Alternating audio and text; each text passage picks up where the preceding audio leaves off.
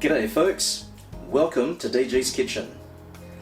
After a day at the airport spotting purple tails, there's nothing more satisfying than having a good old tickle and a nourishing meat pie. Let's show you how to do it DG style. Let's get cracking. Today's ingredients include good quality Australian beef. The pieces are cut according to your preference, and you could also use mincemeat. We also have button mushrooms, corn flour, bay leaves, parmesan cheese, this is optional, red onion, garlic, tomato paste, olive oil, salt and pepper, eggs, Worcestershire sauce, and beef stock. You can also add any pie fillings that you fancy. I also have some whiskey to enjoy the cooking process, and today we're using a special ingredient for the pie, Guinness. You could also use red wine, from Australia of course. Start by lighting some incense and saying a blessing for a healthy, hearty meal. After a sip, pour the corn flour into a dish, then add the beef. The aim is to coat the beef, which will add a nice silky texture. Some folks like to add plain flour during the cooking process. After the beef is coated with the corn flour, gently shake off any excess and put aside. Now heat your pot on high and add the olive oil. Add the beef and brown on all sides. We're adding the beef in batches to avoid the meat from stewing. Once all sides are browned, take out and put aside. The browned beef should have a lovely sheen. After another tickle, in the same pot, which still has the searing juices, add some olive oil, put on medium heat, then add the onion. Chop the onion and mushrooms according to your preference. I prefer mine to be roughly chopped. After a few minutes, add the garlic. After the onion and garlic have sautéed, add the mushrooms and beef. Season to taste with salt and pepper.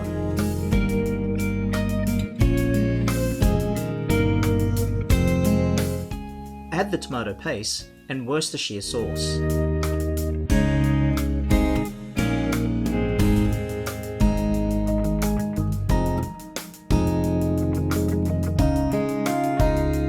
Add the beef stock and bring to a high heat.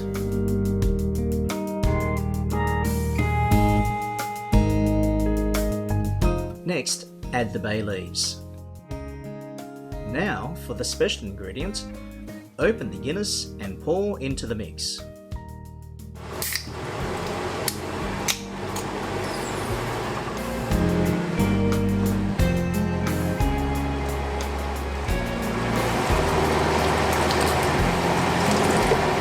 Bring to the boil, then reduce to a low heat.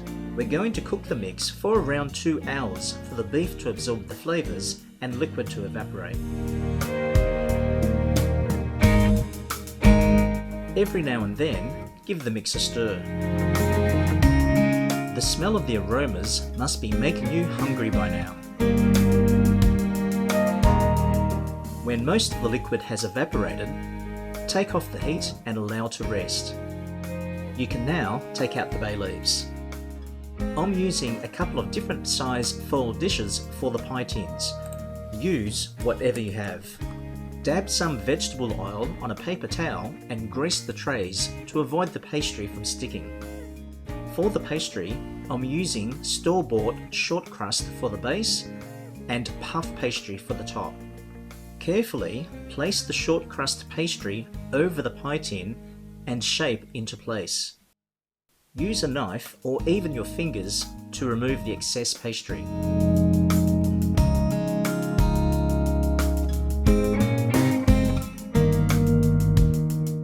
I recommend baking the base pastry first. To keep its shape, line with tin foil, then layer with rice, which will act as a weight to help keep the pastry in shape.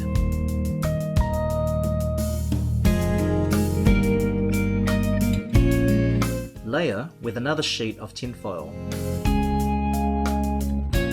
Now I'll do the same for the smaller pie tin.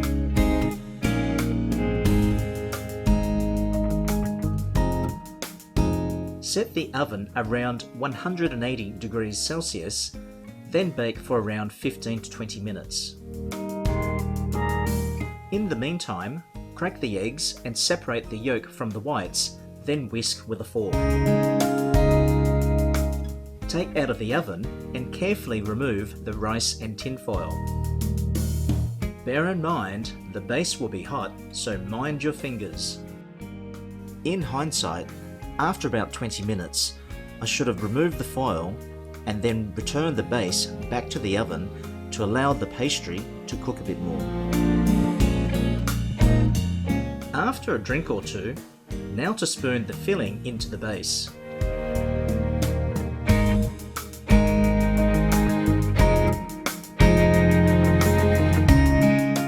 Gently flatten the filling to make sure there are no air pockets.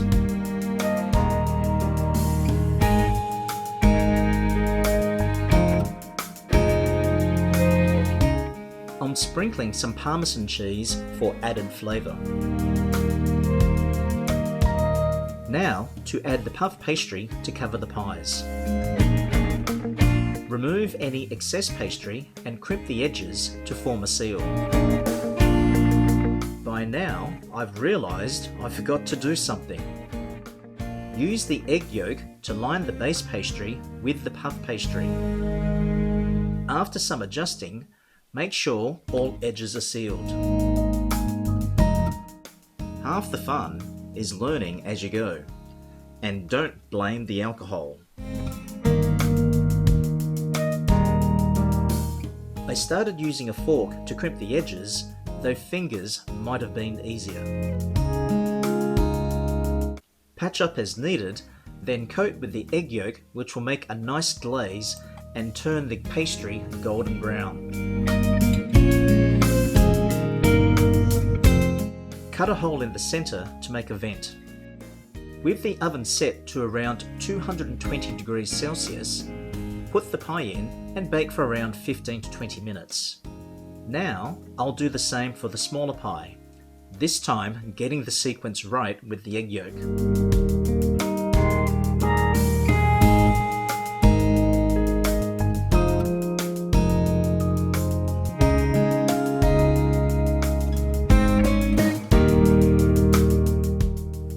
Into the oven to join its big brother or sister. After 20 minutes or so, reduce the heat to around 150 to 180 degrees Celsius, then continue cooking for another 20 minutes. Take out of the oven and allow to rest for 10 to 15 minutes. I'll start with the small pie. Carefully cut with a bread knife.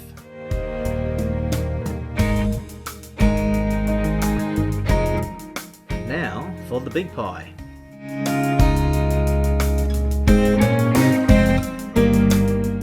Enjoy with a glass of Guinness.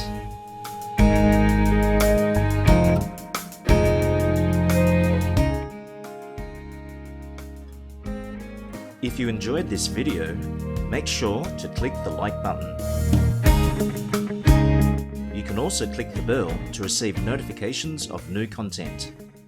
Thanks for watching, and we'll see you next time.